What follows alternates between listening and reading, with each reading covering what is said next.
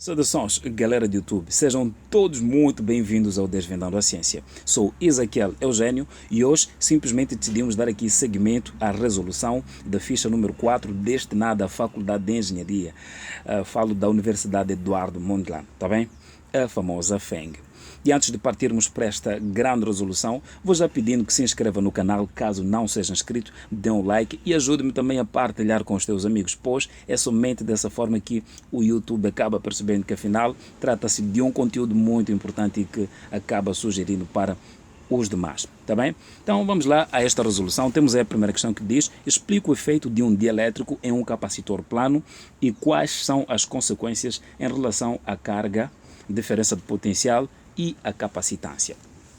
Ok, primeiro vamos lá pensar no seguinte, vou cá fazer um zoom e entendermos isto do ponto de vista do campo elétrico. Imaginemos que nós temos aqui duas placas, de tal forma que sobre elas há um campo uniforme, aqui um campo elétrico uniforme, tá bem? Então nós temos aqui um campo elétrico uniforme. Vamos chamar este campo elétrico de campo elétrico zero, está bem? Então, sobre este campo aqui, vamos lá imaginar que estamos a introduzir uma barra metálica. Não estamos a falar de dielétrico, é só uma barra metálica qualquer. E nós sabemos que uma das propriedades dos metais é que eles têm eletrões livres, os chamados eletrões de valência. Então, introduzida esta placa aqui, não é, metálica aqui no campo elétrico, a gente imediatamente verificaria o seguinte, que as cargas positivas passariam para esta parte inferior aqui da placa. Estamos juntos? Passariam para esta parte aqui inferior da placa e as cargas negativas passariam para esta parte aqui superior da placa. Estamos juntos? Afinal, por que é que este fenômeno aconteceria?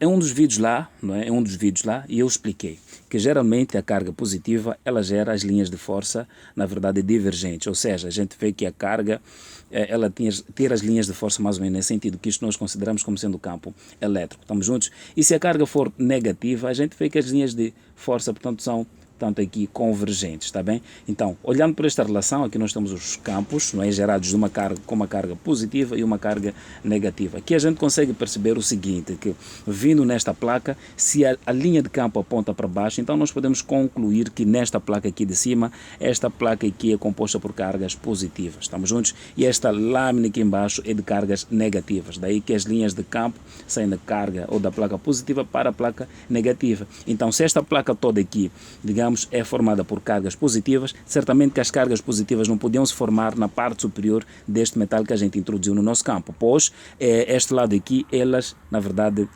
estariam se repelindo, daí que elas vêm parar nesta outra extremidade, pois elas aqui acabam se atraindo com o sinal aqui nesta placa de baixo inferior, está bem? Então aqui a gente acaba percebendo o seguinte, que ao fazer um zoom aqui, a gente percebe que esta, por exemplo, esta carga aqui, ela vai criar um campo elétrico mais ou menos orientado nesta parte assim de cima, concorda comigo? O que faz com que aqui a gente, no interior desta placa, tenhamos algum campo que a gente vai chamar de, digamos, resultante a estas, como resultado a esta distribuição aqui, estas lâminas criadas ao longo da superfície desta placa. Então vamos chamar aqui de campo elétrico linha, está bem? Então é linha. Só que aqui o que acontece? Alguns princípios da eletrostática acabam sendo, digamos, violados. Então aqui a gente já tem que verificar isto, porque afinal todos os princípios da física devem obedecer a uma série de regras.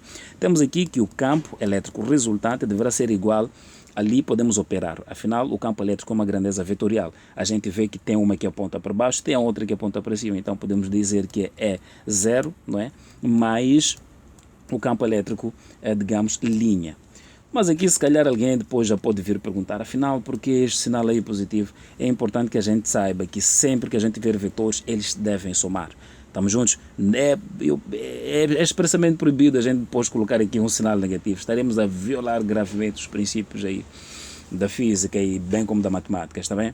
Então aqui a gente pode simplesmente dizer o seguinte, que na forma escalar podemos dizer que o campo elétrico será igual ali ao campo elétrico zero, não é? Menos o campo elétrico linha. Então esta diferença aqui no final, temos que garantir que o campo elétrico resultante lá no interior seja zero. Afinal, todo condutor que se encontra em equilíbrio eletrostático no seu interior, aí o campo elétrico tem que ser nulo.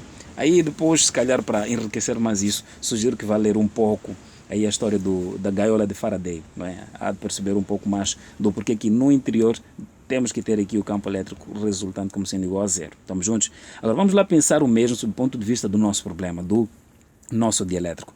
Imaginemos que temos aqui novamente um campo elétrico, deixa-me até apagar isto, não, deixa-me escrever aqui de lado, talvez vai dar.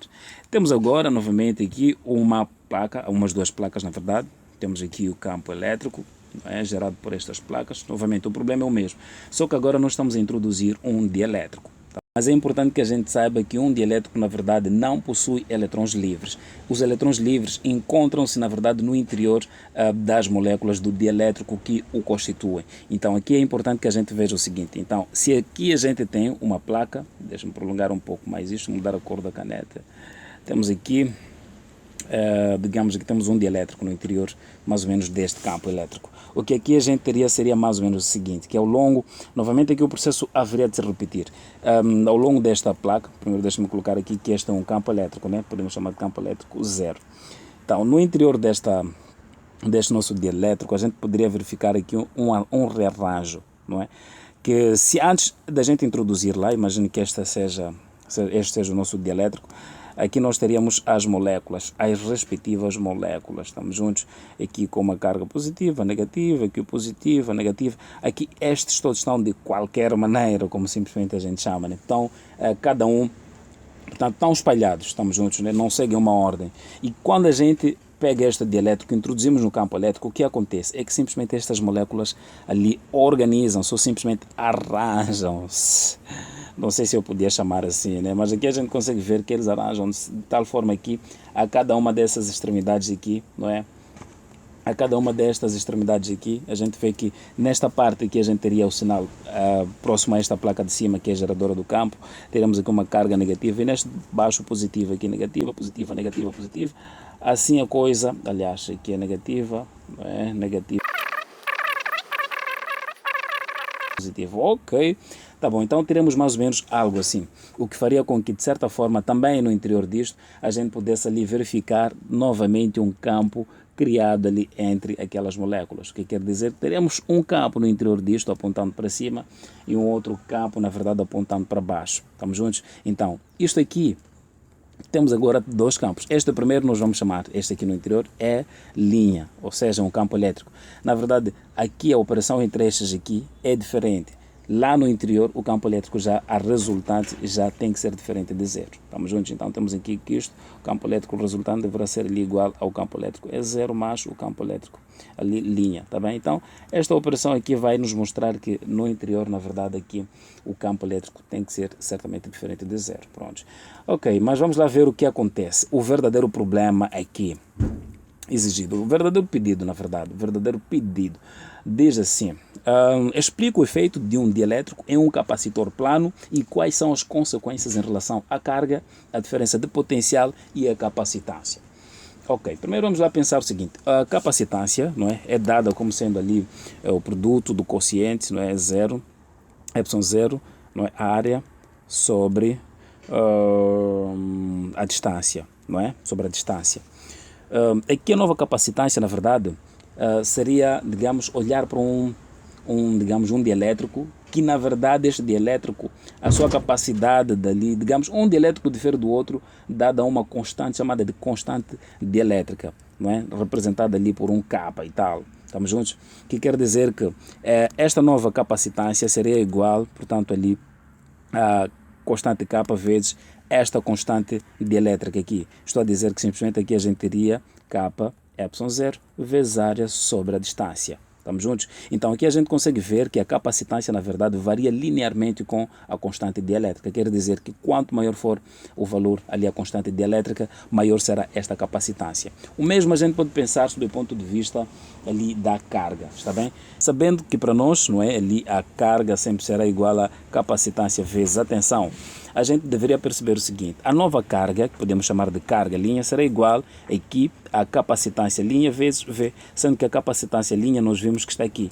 Ou seja, temos aqui que a carga será igual, aliás, a carga linha será igual à constante, digamos, dielétrica, ε0, a área sobre a distância vezes a tensão. E sempre tomando que a nossa tensão aqui é constante. Estamos juntos? Então, conseguimos ver que aqui a carga, na verdade, varia linearmente com a constante dielétrica. Estamos juntos?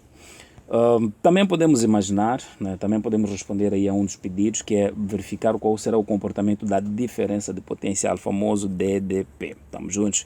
o que aconteceria aqui? Nós temos que a tensão, na verdade, será igual ali ao quociente da carga sobre a capacitância. Se formos a tomar a capacitância como sendo nova, não é esta, digamos, o novo dielétrico e tal, temos aqui que esta tensão linha aqui será igual à carga. Aqui nós já estamos a considerar que a carga seja constante.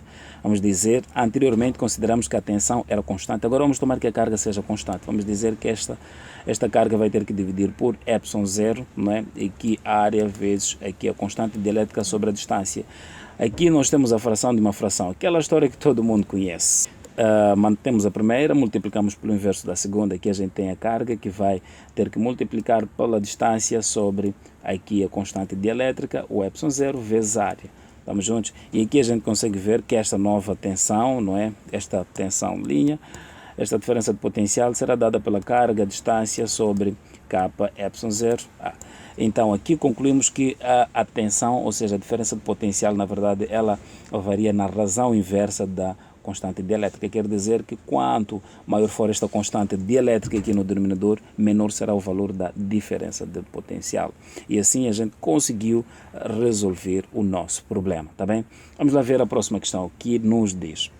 Muito bem, temos aqui a questão número 2 que pede-nos aí para deduzir a fórmula da capacitância de um capacitor plano, esférico e cilíndrico. Depois pede-nos aí para deduzir novamente a lei da combinação dos capacitores em série e em paralelo. Ok, aqui é importante que primeiro eu te lembre que cada vídeo que é postado aqui no canal é muito importante para as aulas subsequentes. E aqui no canal deduzimos estas fórmulas. Primeiro falamos lá de uma das fórmulas do campo elétrico gerado por um disco. Estamos juntos?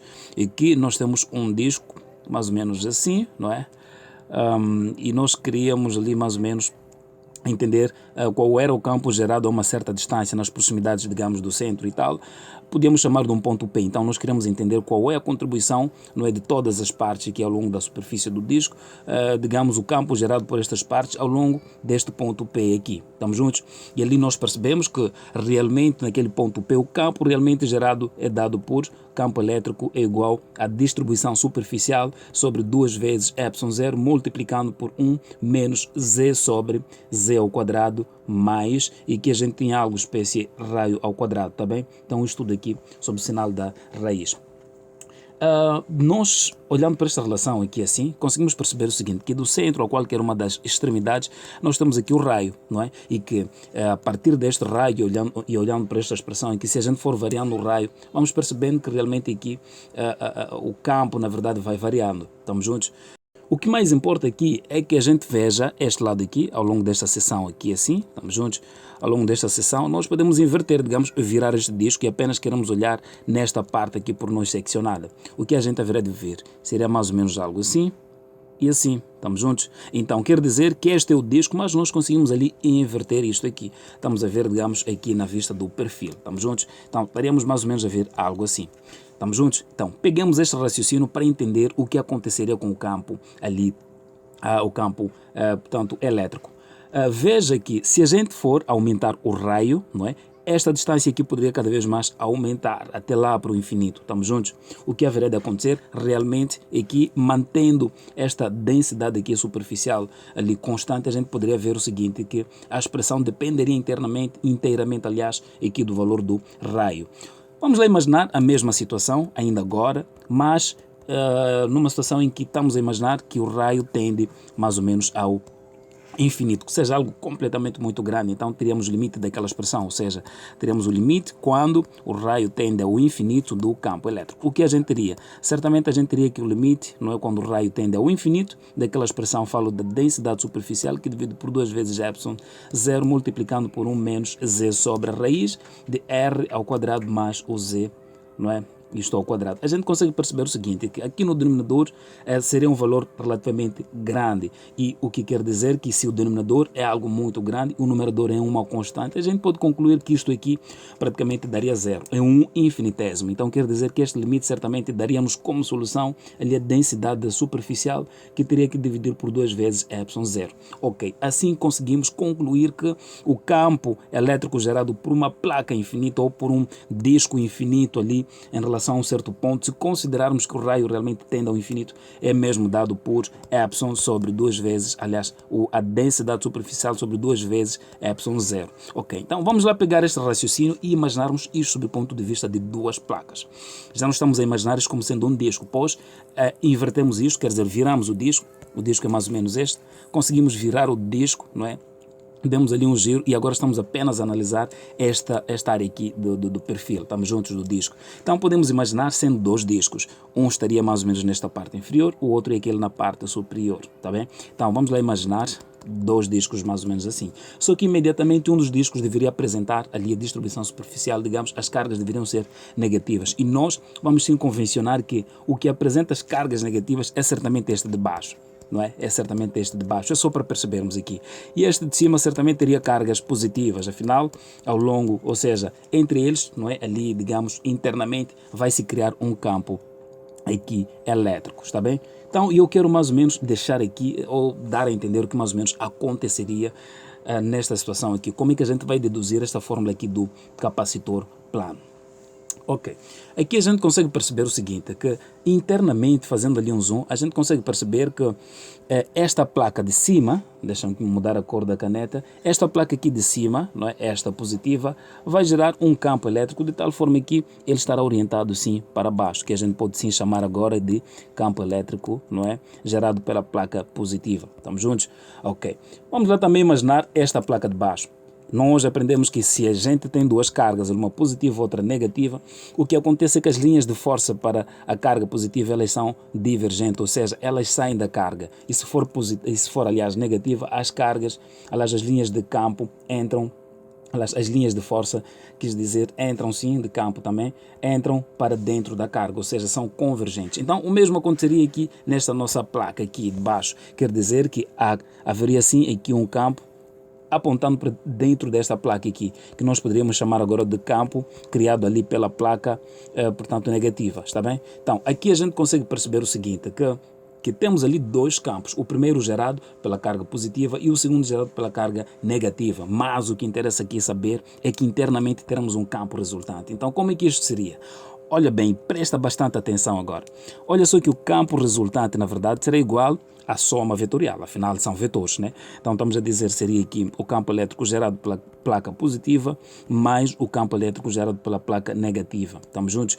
E aqui a gente consegue perceber algo muito interessante, que estes 2 campos elétricos aqui, não é? Têm o mesmo sentido, e se têm o mesmo sentido, mesmo na forma escalar, eles vão ter que somar. Então a gente teria o seguinte, que o campo resultante, na verdade, seria dado pelo campo ali elétrico gerado pela placa positiva, mais o campo ali gerado pela placa negativa. E nós também acabamos de deduzir agora e concluímos que o campo gerado por um disco, e no caso conseguimos inverter e fomos ver que deu uma placa ali realmente, e que o formato não interessa, estamos juntos, nós viramos o disco, não é? E aqui a gente pode ver, viramos o disco, mas quando a gente procura esticar isto, ou seja, aumentar o raio, vai dar algo muito longo, que o formato na verdade não nos interessa, está bem? Então vamos lá analisar. Dizemos que o campo elétrico gerado por esta placa ou por este disco vai ser exatamente a densidade superficial, que vai ter que dividir por 2 vezes epsilon zero. E nós vimos agora que temos 2 campos. O primeiro campo é gerado pela placa positiva, então vamos dizer que ele vai gerar um campo de tal forma que vai ser dado pela densidade superficial,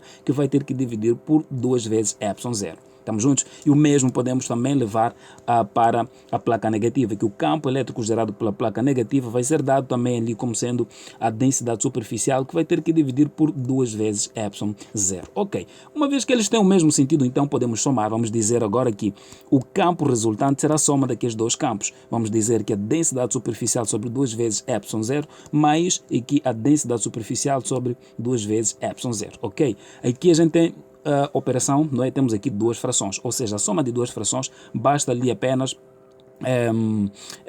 olhar para os denominadores. Temos o mesmo denominador, então basta manter o denominador e adicionar os expoentes, ou seja, temos aqui 2 vezes epsilon zero e vamos adicionar os expoentes, que será a densidade mais a densidade superficial. E aqui a gente consegue ver que uma coisa somada por ela mesma é 2 vezes a mesma coisa, isto que vai ter que dividir por 2 vezes epsilon zero. E aqui podemos simplificar o 2 com o 2 e vemos que vamos ter a densidade superficial, que vai ter que dividir por epsilon zero. Prontos, pegamos aqui o campo elétrico resultante. Então podemos voltar aqui na nossa placa e perceber o seguinte, que se para nós dissemos ali que o campo elétrico resultante vai ser dado pela densidade superficial sobre ε0, então guardemos esta ideia, pois aqui é importante que a gente saiba ou entenda o seguinte, que é inevitável que a gente integre isto, tá bem? Então vamos lá ver o que acontece.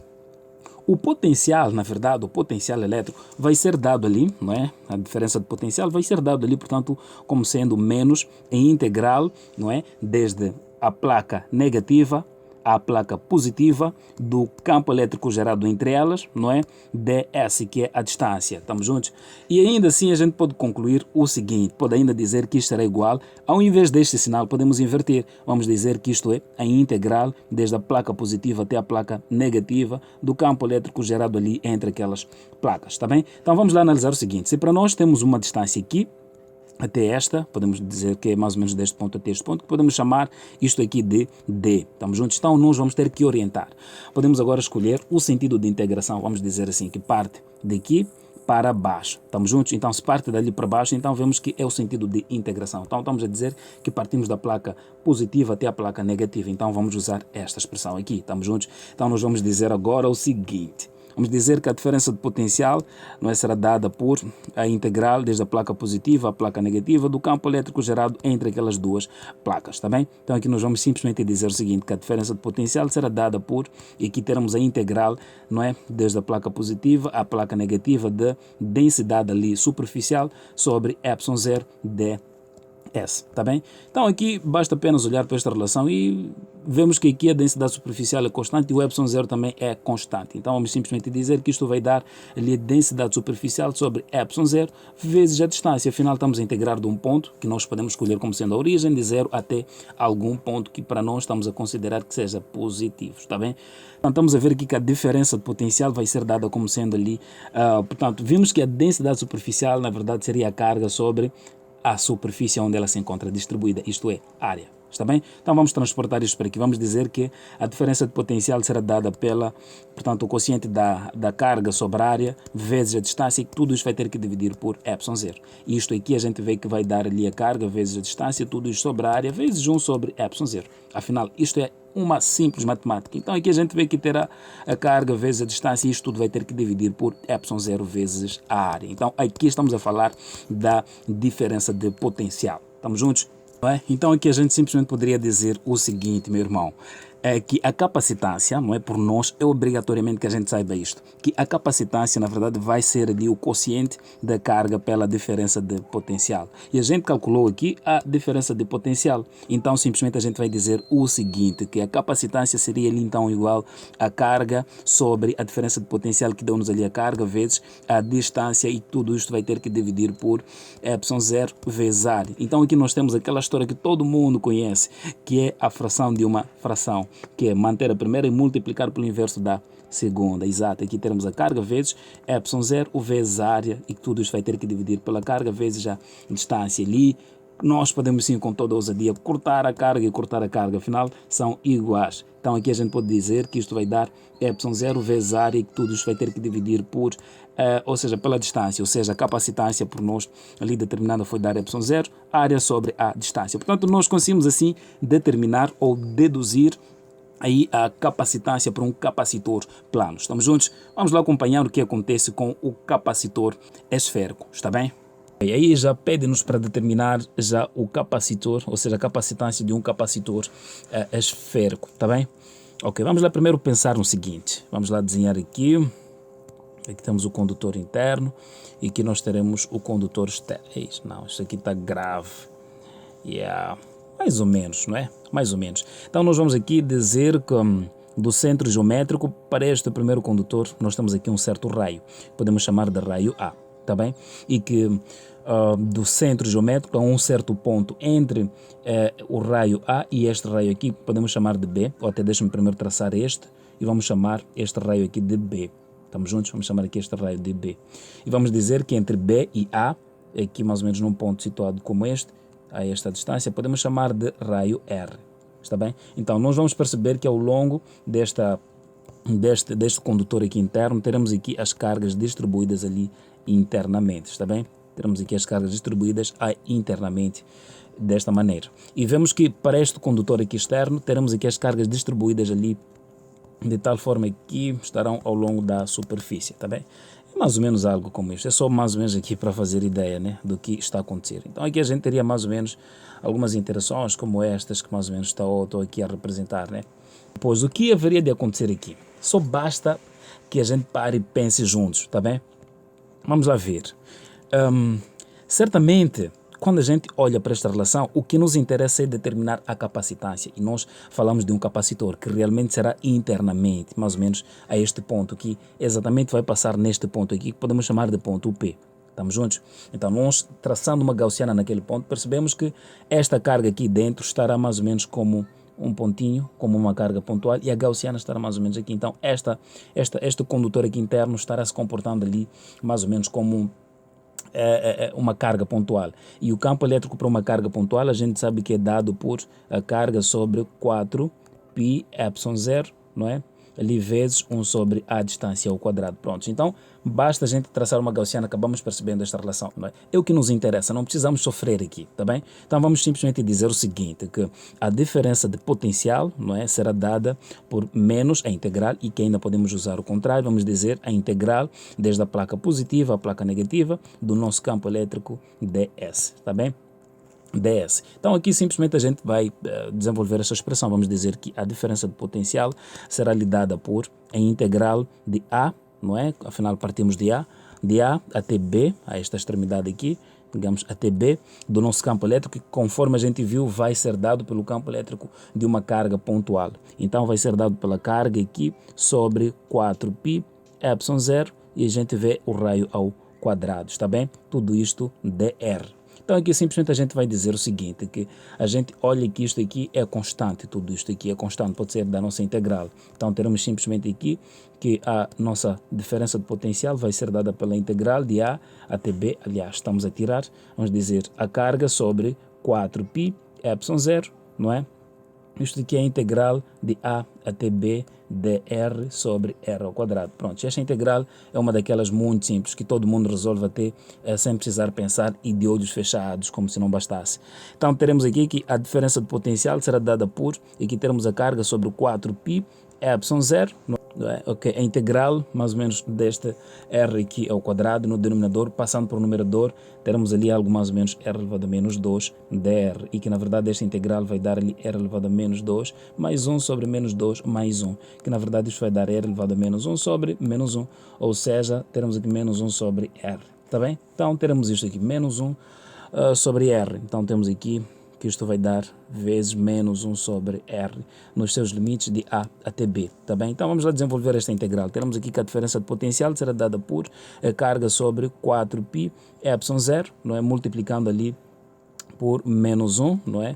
Isto que vai ter que multiplicar ali por 1 sobre, aqui nós temos B, menos 1 sobre ali A. Estamos juntos?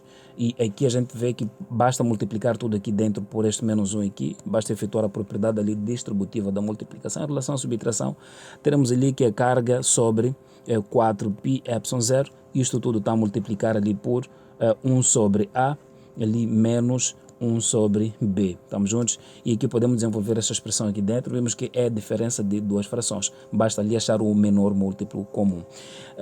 Aqui podemos dizer simplesmente que isto é, que a carga sobre 4π ε0, não é, multiplicando por aqui o menor múltiplo comum, vemos que aqui fica B e aqui fica A, e ali simplesmente a gente vai dizer que isto é B menos A sobre A vezes B, não é? Então aqui simplesmente a gente vai dizer que isto vai dar a carga vezes B menos A, que vai ter que dividir por 4π ε0 multiplicando por AB. Estamos juntos? E aqui estamos a falar da diferença de potencial. Pronto. Depois vem aquela história que todo mundo conhece. Vamos dizer que a capacitância será dada pelo quociente da carga sobre a diferença de potencial. E simplesmente podemos dizer que a capacitância será dada pela carga sobre e que a carga que vai multiplicar por B menos A, e tudo isso vai ter que dividir por 4π ε0 vezes AB. Estamos juntos?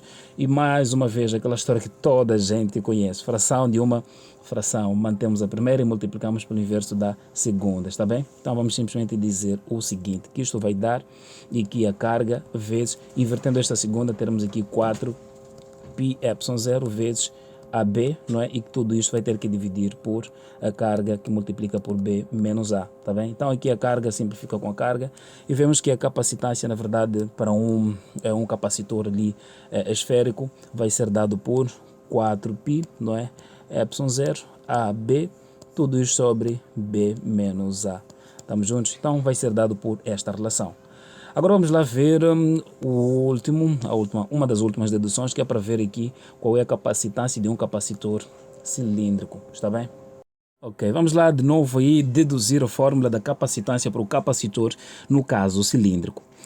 Primeiro vamos lá fazer aqui um zoom e representar esta situação aqui. Temos aqui mais ou menos este condutor interno e aqui teremos algum condutor externo, de tal forma que a gente sabe que do centro geométrico para este primeiro teremos um raio e nós podemos chamar este de A.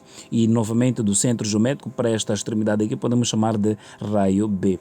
E ainda assim, entre o raio A e o raio B existe um ponto aqui no meio que podemos chamar a esta distância aqui de raio, tanto R, e este ponto chamamos de um ponto qualquer P. Estamos juntos? Então assim nós sabemos que aqui temos uma carga positiva, conforme aí diz o problema.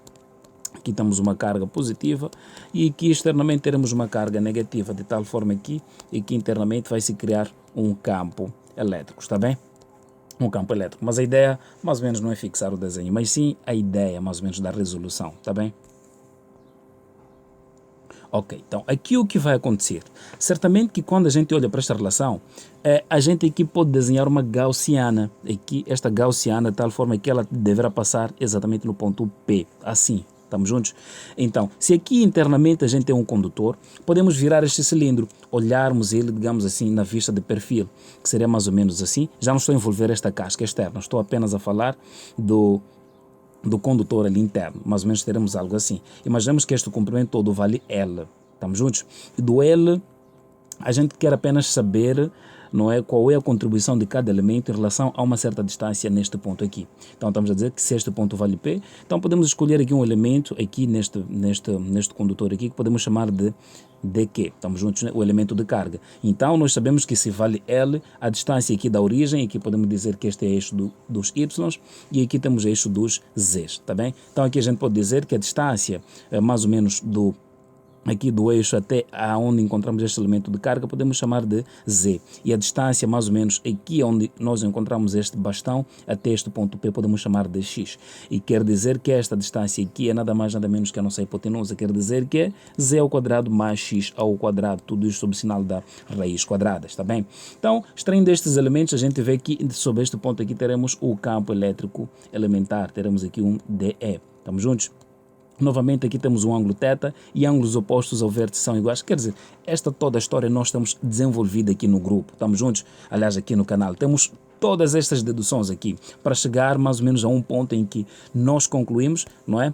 Que esta extremidade até mais ou menos essa máxima extremidade, se a barra ou seu comprimento vale L, então quer dizer que neste ponto máximo teremos L sobre 2 e nesta parte inferior teremos menos L sobre 2. Afinal, temos aqui o eixo dos Z, tá bem? Então a gente viu lá nas deduções que este campo elétrico aqui, na verdade, vai resultar em campo elétrico, portanto, ali na direção, portanto, aqui a gente vê que no caso será Y, será dado ali pela relação de 1 sobre 4 π ε0, portanto isto aqui vai ter que multiplicar ali por lambda vezes o comprimento e tudo isto vai ter que dividir ali por y, tudo isto multiplicando pela raiz de y ao quadrado mais o L ao quadrado, tudo isto vai ter que dividir por 4. Existe esta dedução aqui no grupo, não é nada do outro mundo, tá bem? Basta apenas que te inscrevas aí para que estejas dentro de toda a atualização. Afinal, isto é Física 2, uma aula perdida, simplesmente que has de ver leões a passarem,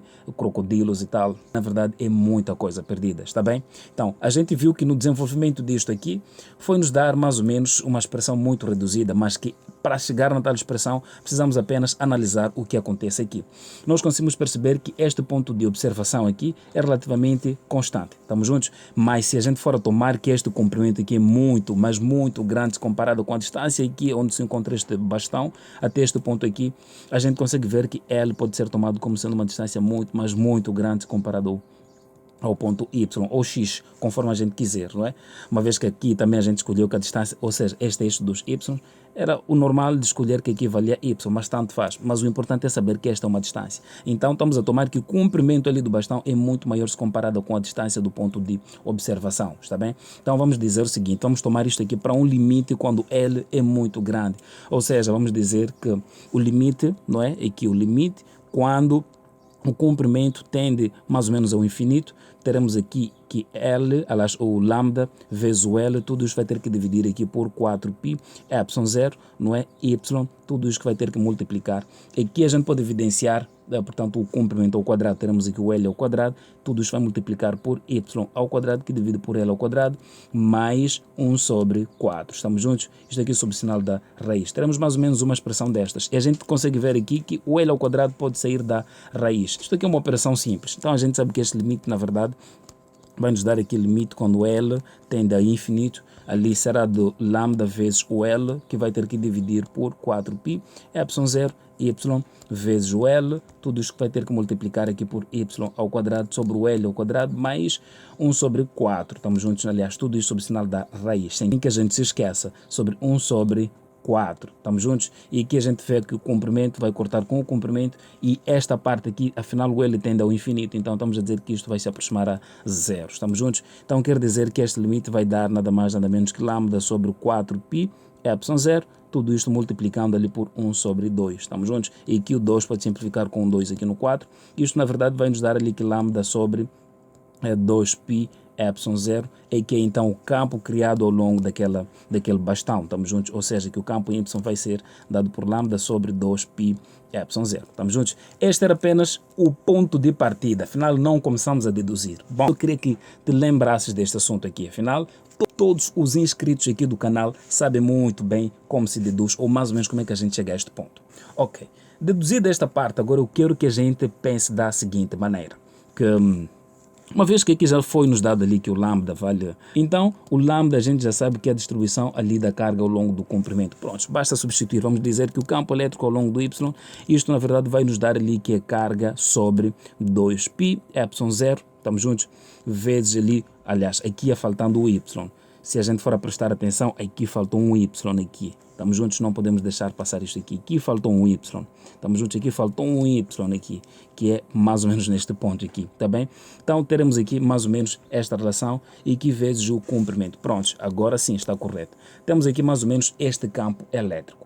Aqui podemos dizer então que a diferença de potencial será dada por a integral desde o cilindro ali positivo ao cilindro negativo. Estamos juntos? Do campo elétrico, estamos a dizer que no caso é o campo elétrico ds, tá bem? Então aqui a gente pode simplesmente dizer que a diferença de potencial será dada pela integral desde o ponto A, estamos juntos, ao ponto B. Daqui nós temos agora aqui o nosso campo elétrico, que é dado pela carga, que vai ter que dividir por 2π ε0 y vezes o comprimento, está bem? Então, tendo esta relação aqui, a gente precisa entender uma coisa, que aqui o R agora é sim representado pelo raio. Afinal, o que está em destaque é o nosso raio. Estamos a dizer que a distância do centro geométrico ao nosso ponto P vale R. Pronto, então vamos substituir o Y por R. Então, podemos dizer que é tudo isto vezes R. Estamos juntos? E aqui a gente consegue ver vezes o comprimento, tudo isto vezes o dr, está bem? Então vamos lá integrar isto, a gente consegue ver que a carga aqui, temos toda esta expressão aqui, esta expressão, afinal tudo isto aqui é constante. Então estamos a dizer que aqui a diferença de potencial vai sim ser dada por, aqui a carga que vai ter que dividir por 2π ε0 vezes o comprimento, tudo isto vezes aqui a integral de A até B do dr sobre, afinal, o R. Isto aqui nós conseguimos ver que é um logaritmo natural, ou seja, aqui teremos que isto é carga sobre 2π ε0 vezes o comprimento, tudo isto vezes logaritmo natural ali do R nos seus limites de A até B. Estamos juntos? E aqui a gente simplesmente pode assim substituir os limites de integração. Vamos dizer que isto vai dar ali a carga sobre 2π ε0 vezes o comprimento vezes o logaritmo natural, não é? Aqui logaritmo natural de B menos, até podemos simplesmente fazer assim, logaritmo natural de B menos logaritmo natural de A. Afinal, isto é um produto, né? Depois aqui podemos dizer que isto é carga sobre 2 vezes π ε0 vezes o comprimento, aqui, deixa-me apagar aqui, vezes o comprimento, Portanto, tudo isso vai ter que multiplicar. A diferença de logaritmos equivale aqui. O seu argumento vai ter que dividir. Ou seja, isto vai nos dar ln aqui de b sobre a. Estamos juntos? O argumento será mais ou menos algo assim. Estamos juntos? A gente consegue ver até aqui que está tudo muito bem simplificado. Afinal, o que é isto aqui? Isto estamos a falar da diferença de potencial. Pronto, até aqui ainda o problema não terminou, pois estamos à procura da capacitância. Então, nós vimos ali que a capacitância é então o quociente da carga pela diferença de potencial. E aqui podemos dizer então que a capacitância vai ser ali a carga sobre a diferença de potencial, deu-nos ali a carga vezes o logaritmo natural de B sobre A, tudo isso vai ter que dividir por 2π ε0 vezes o comprimento, está bem? E aqui a gente sabe dizer que é aquela história de sempre, fração de uma fração, mantemos a primeira e multiplicamos pelo inverso da segunda, isto é carga vezes 2π, não é? É carga vezes 2π ε0 vezes o comprimento, que tudo isso vai ter que dividir pela carga vezes o logaritmo natural de B sobre A. Estamos juntos? E aqui a gente pode simplesmente simplificar a carga com a carga. Vemos simplesmente que na expressão sobramos com capacitância como sendo igual a 2π ε0 vezes o comprimento, tudo isso vai ter que dividir ali por logaritmo natural de B sobre A. Estamos juntos? Assim então a gente já teria calculado a capacitância para um capacitor ali cilíndrico, está bem? Olhem só que é uma, na verdade, resolução muito longa. Ainda estamos no número 2. Não é? Estamos no número 2. É um número muito longo e ainda assim falta deduzir novamente aí a lei da combinação dos capacitores em série e em paralelo. Oxalá que o tempo consiga nos cobrir e consigamos resolver pelo menos a metade desses exercícios. Recordar ainda, caso não seja inscrito no canal, não perca mais nada, porque afinal, sempre que aparecer um vídeo novo em trás, has de perceber que muito conteúdo ficou para trás. Então, para que isso não possa acontecer, inscreva-se aí no canal, ative o sininho de notificações, porque assim que algum vídeo novo for atualizado aqui, receberás aí uma notificação. E sem se esquecer também de partilhar com os teus amigos, de dar um like e também de comentar caso alguma coisa a gente tenha deixado para trás. Afinal, não sou uma máquina, sou passível de erros, né? Sou passível de erros. Ok, vamos lá ver, vamos lá agora deduzir aqui a lei da combinação dos capacitores em série e em paralelo. Vamos lá agora deduzir a lei da combinação dos capacitores em série e em paralelo. Primeiro vamos lá desenhar aqui um circuito para melhor compreendermos isto. Temos aqui... temos aqui capacitores associados em série. Portanto, temos aqui o capacitor 1, temos aqui o capacitor 2 e aqui podemos chamar de capacitor 3. E a este ponto podemos chamar de ponto A, a este ponto de ponto B, a este ponto de ponto C e a este ponto de ponto D. E sobre estes terminais, vemos que aqui estão polarizados positivamente, este lado negativamente. Está bem? Ok. O que primeiro nós temos que entender é que numa associação em série, conforme está neste desenho aqui, numa associação em série o que mais importa que a gente saiba é sobre a carga. Estamos juntos? Disse que numa associação em série todos os capacitores apresentam a mesma carga aqui. Estamos a dizer que a carga no capacitor 1 é igual à carga no capacitor 2 e que é igual também à carga no capacitor 3 e que podemos dizer que é igual a uma certa carga aqui. Meu irmão, a ideia começa aqui. Em cada um dos circuitos é necessário que a gente saiba o que é constante em todos os componentes ali.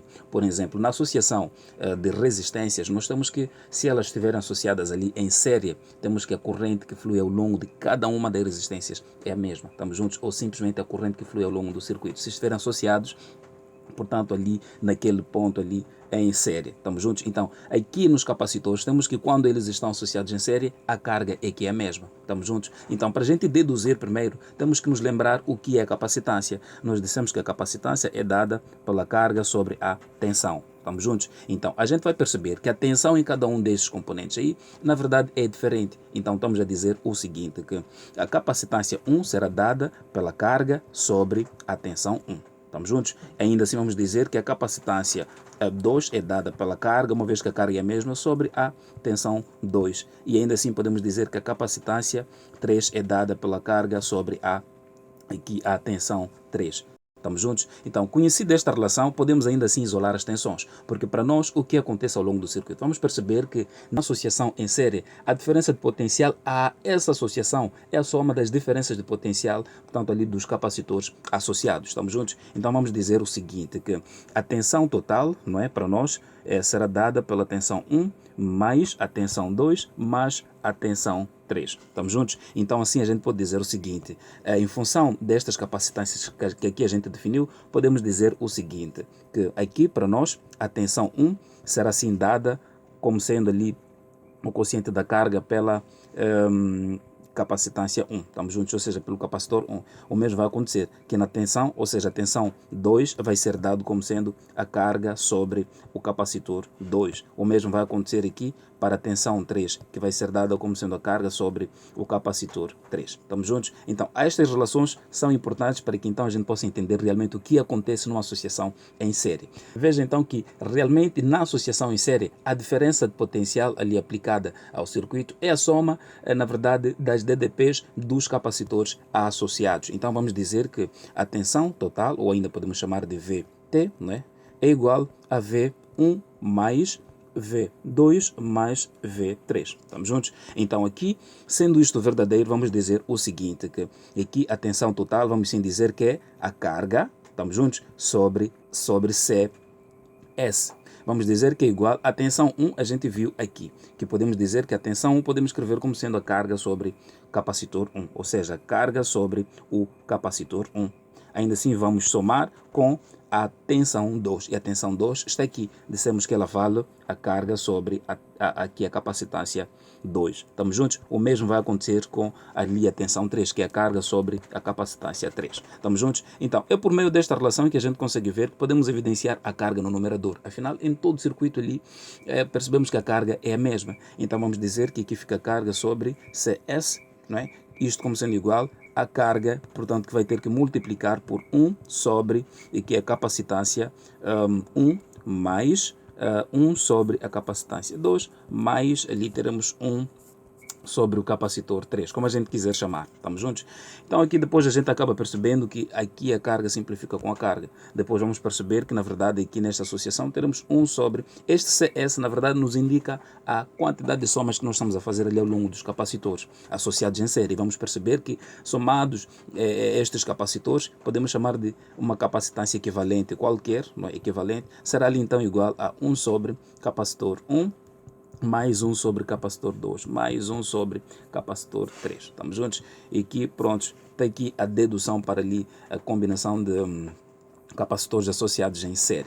Bastava apenas fazer isto para então realmente entender o comportamento disto, tá bem? Então, esta é simplesmente a dedução. Vamos desculpar aí pelas... Conseguem ver aqui estas linhas que acabam surgindo aqui.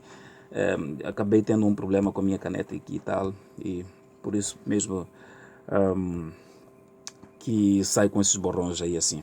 E ainda assim podemos ver uma situação na qual, quando a associação encontra-se em série e, portanto, os capacitores são todos iguais, então podemos dizer que a capacitância equivalente pode ser dada ali como sendo CS, como sendo igual ali à capacitância, uma vez que todos os capacitores são iguais, sobre N, onde o N, na verdade, é ali, digamos, a quantidade de capacitores que nós temos ali associados. Estamos juntos? E que é meio que, se a gente for a prestar atenção, nós temos os circuitos associados ali, digamos, circuitos envolvendo resistências e circuitos envolvendo ali capacitores. Vamos percebendo que do jeito como a gente associava as resistências em série, aqui na verdade é em paralelo. E do jeito que a gente associava aqui em paralelo, aqui na verdade é em série. Ou seja, se a gente for a ver esta relação, é na verdade ali a resistência equivalente para circuitos associados ali, digamos, em paralelo. Mas quando estamos aqui nas capacitâncias, a coisa se inverte. Aqui passa a ser realmente a fórmula que nos ajuda a chegar a uma associação em série dos capacitores. Estamos juntos?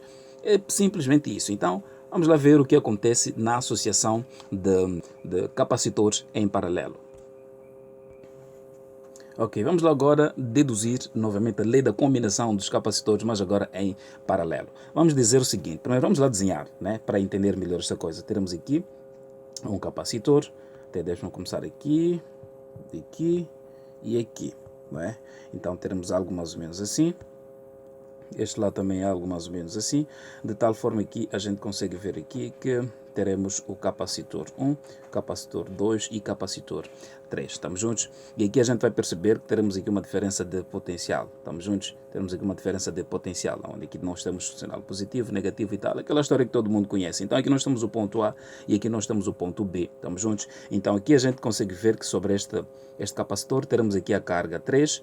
Aqui podemos dizer que é a carga 2. Aqui a carga 1, como a gente quiser. Mas nós vamos perceber uma coisa muito interessante, que se for a prestar atenção, tudo isto faz parte do mesmo condutor, ou seja, o mesmo fio, deste lado aqui, né? É o mesmo fio, o mesmo condutor. Então a gente vai perceber que todos eles estão sujeitos à mesma DDP. Estamos juntos? Estamos a dizer que na associação em paralelo, todos os capacitores apresentam a mesma diferença de potencial. Pronto, esta é a parte mais importante. Então podemos dizer simplesmente aqui que a tensão ali AB será igual, na verdade, à diferença de potencial que é A, ou seja, a tensão é A menos a tensão em B. Estamos juntos? Então, se isto é verdade, nós conseguimos perceber que então a carga total será a associação das cargas ali independentes. Estamos a dizer que a carga total será igual à carga 1 mais a carga 2 mais a carga 3. Estamos juntos? Novamente, vamos lá introduzir a fórmula da capacitância. O que ela diz?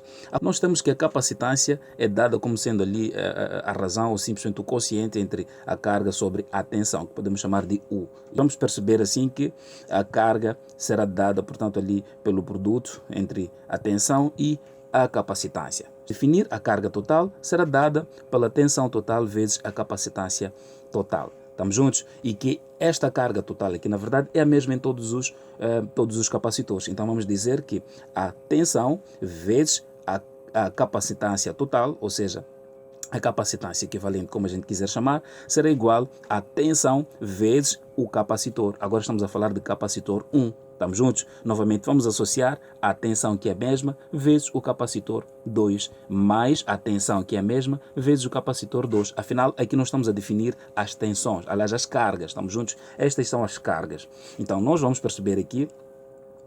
Então, vamos dizer simplesmente que U vezes C equivalente será igual, aqui nós podemos evidenciar a tensão. Então, vamos dizer que a tensão vai multiplicar pelo capacitor 1 mais o capacitor 2 mais o capacitor 3. Estamos juntos? E aqui simplesmente podemos simplificar, não é? Esta tensão com esta tensão, afinal são as mesmas. Vamos dizer que a capacitância equivalente, ou seja, o capacitor equivalente vai ser dado pela soma ali do capacitor 1, capacitor 2 e o capacitor 3. E portanto assim chegamos a deduzir a fórmula que nos dá aí a associação de capacitores em paralelo. Estamos juntos? A vantagem desta associação, na verdade, é que ela permite aumentar a capacitância eletrostática do nosso sistema. Mas também vamos olhar para uma situação na qual nós temos ali uma associação em paralelo de N capacitores e quando todos eles são iguais. Também a partir da relação conseguimos perceber que se o capacitor 1 for igual ao capacitor 2 e isto se for igual ao capacitor 3, podemos dizer que isto é igual a um certo capacitor C. Afinal, é o mesmo. Então podemos dizer que aqui é C, não é? Então aqui nós podemos dizer que a capacitância equivalente será dada, portanto, ali pela soma capacitor, mais capacitor. Ou seja, estamos a dizer que é 3 vezes capacitor. Então estamos a perceber que aqui este número vai depender, na verdade, de quantos capacitores estamos a associar. Ou simplesmente podemos dizer que o capacitor equivalente, quando trata-se de uma associação de capacitores iguais, podemos dizer que é N vezes capacitor, onde este N é um número que, na verdade, depende ali da associação. Ou seja, a quantidade de capacitores que nós temos no nosso circuito. Estamos juntos? Então, basta ter esta relação que o assunto já foi ultrapassado. Estamos juntos? Foi assim a resolução do número 2, um número bastante longo, mas que eu penso que ficou aí muito bem claro. Temos aqui a questão número 3 que diz: um capacitor de placas paralelas tem placas circulares de 12 centímetros de raio e 1 milímetro de separação. De acordo com essas informações, determine 3.1, temos aí para achar a capacitância. Não é? E 3.2 pede-nos para achar a quantidade de carga armazenada nas placas se for aplicada uma diferença de potencial de 120 volts. Muito bem, vamos lá começar mesmo com 3.1, não é? Aqui nós precisamos achar a capacitância entre as placas. Primeiro, tem uma dica aqui chave, que é as placas são circulares, tá bem? Então, nos relembrando aí da fórmula sobre da capacitância, diz que a capacitância será igual ali a constante de permissividade do vácuo, não é? Vezes a área, e tudo isso terá que dividir ali pela distância. Estamos juntos? Lembrando que esta constante aqui de permissividade no vácuo, ela vale 8,1 85 vezes 10 elevado a menos 12 farad sobre aqui o metros. Estamos juntos? Ok. Primeiro, olhando aqui para esta área, nós temos que elas são circulares e a área de um círculo nós vimos que é dado aliás por π raio ao quadrado. Estamos juntos? Onde π podemos dizer que é aproximadamente a 3,14. Então podemos dizer que a área destas placas aqui será dada mais ou menos por aqui π vezes o raio é 12, não é? Centímetros. Então vemos que isto é um submúltiplo, ou seja, é 10 elevado a menos 2 e tudo isto ao quadrado, está bem? Então nós podemos simplesmente dizer que isto será igual a 3,14 vezes 10, aliás, aqui simplesmente podemos fazer assim, o 12 ao quadrado vai nos dar 144, não é? Vezes 10 elevado a menos 4. E este produto aqui a gente vê que vai dar aproximadamente ali a 452,16. Estamos juntos? Tudo isto vezes 10 elevado a menos 4. Estamos juntos? E que ainda assim podemos dizer que isto é aproximadamente, e se formos a olhar para esta notação científica, isto vai dar 0,045. Estamos juntos? Metros ao quadrado. Ok, aqui conseguimos calcular a área destas placas. Estamos juntos? Então agora podemos simplesmente aplicar esta relação e tomando ali que a distância, ou seja, a separação entre elas foi dada em milímetros. Então podemos dizer que a capacitância aqui será dada por 8,85 vezes 10 elevado a menos 12 vezes a área de separação, vimos que é 0,045. Estamos juntos? E que tudo isso vai ter que dividir ali pela distância. A distância foi dada em milímetros, podemos converter isso aqui para a unidade internacional. Estamos juntos? A gente consegue ver aqui que o 1000 também é um submúltiplo, que significa 10 elevado a menos 3, tá bem? Então aqui simplesmente vamos dizer que a capacitância será dada ali por, olhando para este produto aqui no numerador, teremos exatamente ali 8, não é? Ou seja, 8,85 vezes 0,4, que ainda assim podemos dizer que isto é 45, não é? Vezes 10 elevado a 1, 2, 3. Estamos juntos? Ou seja, elevado a menos 3 vezes 10 aqui, elevado este 10 aqui no denominador, elevado a menos 3. Pode passar para o numerador, depois o expoente passa a ter um sinal positivo, ou seja, elevado a 3. Estamos juntos? E este produto aqui vai nos dar exatamente, ali se a gente for ver, aliás, ia me esquecendo aqui desta dose aqui, não é? Ou seja, vezes 10 elevado a menos 12. Aqui assim, menos 12, tá bem? Esta tela tem problemas. Ok, basicamente é isto, elevado ali a menos 12. Então aqui a gente pode ver que este produto aqui, a gente vai ter ali aproximadamente 4 vezes 10 elevado a menos, isto é menos 10, não é? Uma vez que temos aqui este e este simplifica, depois teremos menos 10. E ainda assim a gente pode dizer, aliás, isto aqui, não é? É dado ali por farad, como é a capacitância. Como também podemos dizer que é 0,4, não é? Deslocamos a vírgula para este lado, então ficamos com 4 vezes 10 elevado a menos 9. E simplesmente o menos 9 podemos colocar ali isto como sendo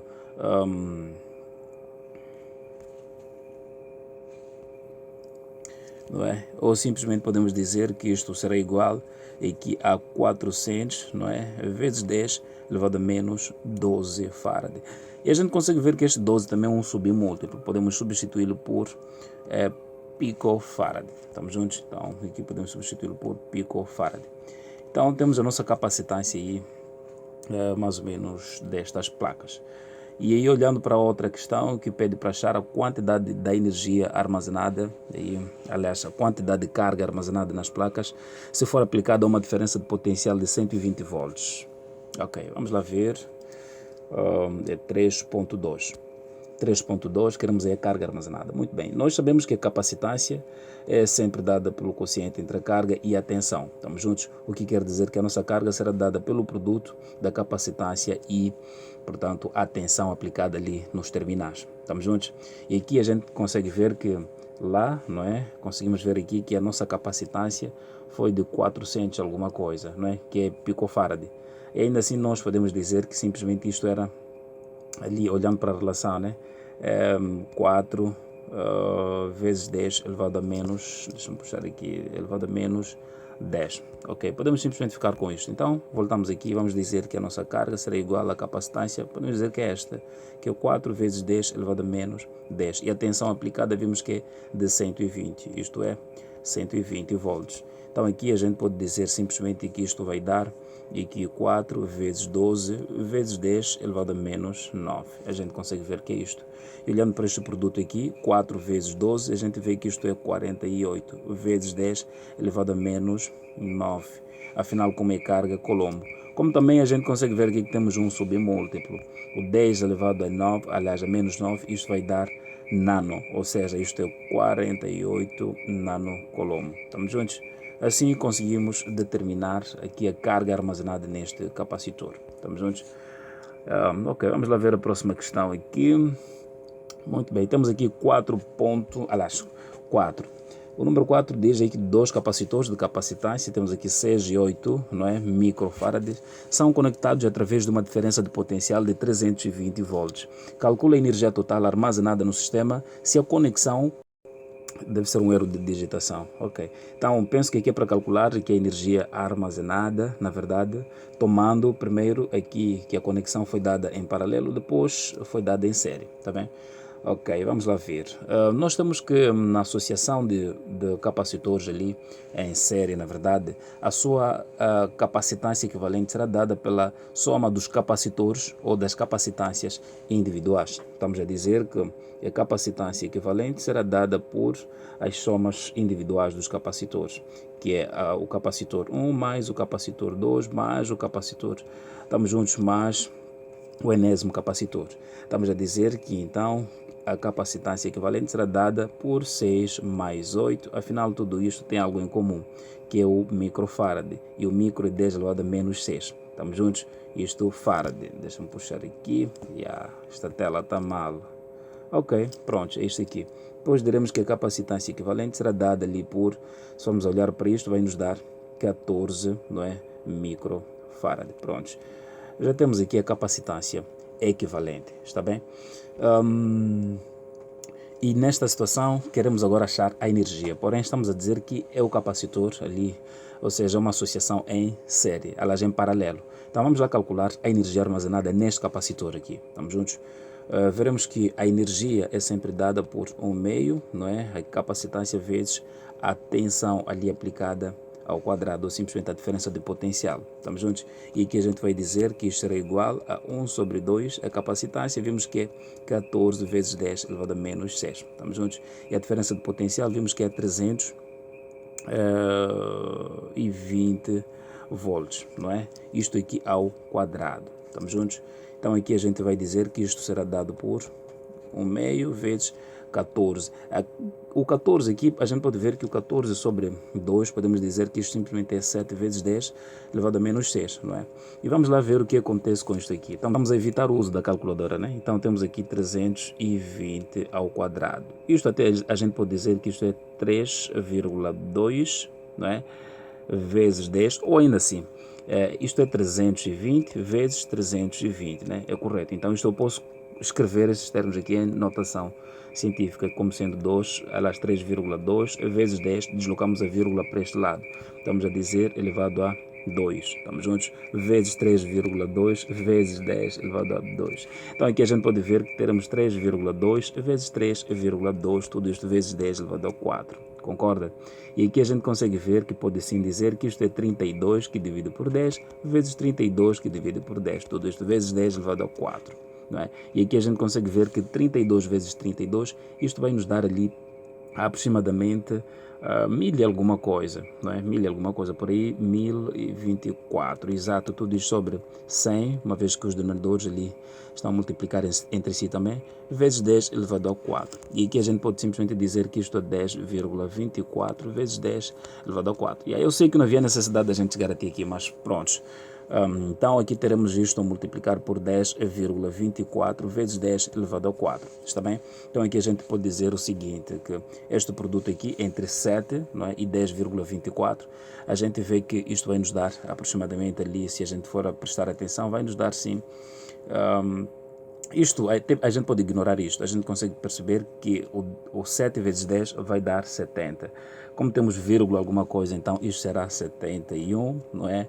Vírgula ali 68, ou 68, vezes 10 elevado a menos 2. Estamos juntos? E aqui a gente pode ver que pode sim deslocar esta vírgula para a direita. Em notação científica a gente vê que isto vai dar 0,72. Estamos juntos? Tudo isto vezes 10, aliás, o 10 já sumiu, né? Afinal, como a energia e tudo colocamos, a gente consegue ver que as grandezas deixamos no sistema internacional, então sim, a energia vai ser dada em joules, tá bem? Ok, em joules. Então, esta seria a energia armazenada ali naquele capacitor, ou seja, naqueles capacitores associados na verdade, em paralelo. Vamos ainda assim ver o comportamento deles quando associados em série, tá bem? Na mesma diferença de potencial. E nas resistências associadas ali, aliás, nas capacitâncias associadas ali em paralelo, aliás, em série, nós vimos que ela é dada aí por 1 sobre a capacitância equivalente, como sendo igual a 1 sobre a capacitância 1 mais 1 sobre a capacitância 2. Se aqui a gente for achar o menor múltiplo comum, consegue ver que aqui fica C2 e este lado C1, não é? E aqui podemos simplesmente operar isto, vemos que isto vai dar ali o C2, lá no numerador, não é? Mais o C1, tudo isto que vai ter que dividir ali por C1 vezes C2, afinal isto é 1 sobre a capacitância equivalente. E aqui, se a gente for aplicar o produto dos meios igual ao produto dos extremos, ou simplesmente procurando tirar aqui a capacitância equivalente do denominador, vemos que aquilo vai dar que ali a capacitância equivalente vai ser dada pelo produto da capacitância 1 e a capacitância 2, que vai ter que dividir pela soma ali entre aquelas capacitâncias, não é? Ok, prontos. Até que isto nem precisava, eu acredito. E aí, se a gente for a substituir os valores em função daquelas capacitâncias dadas lá em cima, isto deve ser, ou seja, deve nos dar ali um valor aproximado a por aí 3,429 microfarad, tá bem? Então faça aí na calculadora, depois confirme este valor. E a ter que ser isso, depois vamos ainda assim calcular a energia armazenada. E vimos que a energia armazenada será dada por 1 meio a capacitância, multiplicando ali pela tensão ao quadrado, ou simplesmente a diferença de potencial. E ainda assim, é só substituir aí nos valores, uma vez que a gente já achou aqui a capacitância equivalente, e a tensão, vimos que ela vale 320 volts. Pronto, é só substituir e o resultado tem que nos dar aí aproximadamente por aí é 0,17, por aí, joules. Ou ainda assim, isto podemos dizer que é 0,18 joules. E o mais importante é que a gente veja, né, e chegue a uma conclusão de que a energia consegue ver que é maior aqui do que aqui. Pronto, é esta análise que é preciso fazer, não é? Temos que estar sensíveis a esse tipo de resultados, entender o resultado e poder interpretar mais ou menos o problema ali dado, tá bem? Então substitua aí os valores e confirme se realmente este valor está certo. Uma vez que o tempo já nos é escasso, reservamos a próxima parte aí para o próximo vídeo, na verdade. E o próximo vídeo a gente vai terminar todas as questões. E pronto, é isto. Chegado até aqui, até o próximo vídeo. Caso não seja inscrito, aproveite e já inscreva-se, não deixe para depois, pois quando a segunda parte vier, na verdade estarás super desatualizado e o YouTube não vai te notificar. Então, para que estejas dentro de toda a atualização aqui do canal, basta que se inscreva, não é? Ative o sininho de notificações e não se esqueça de partilhar com os teus amigos, porque afinal vídeos novos são aqui atualizados semanalmente. Beleza? Até o próximo vídeo. Tchau.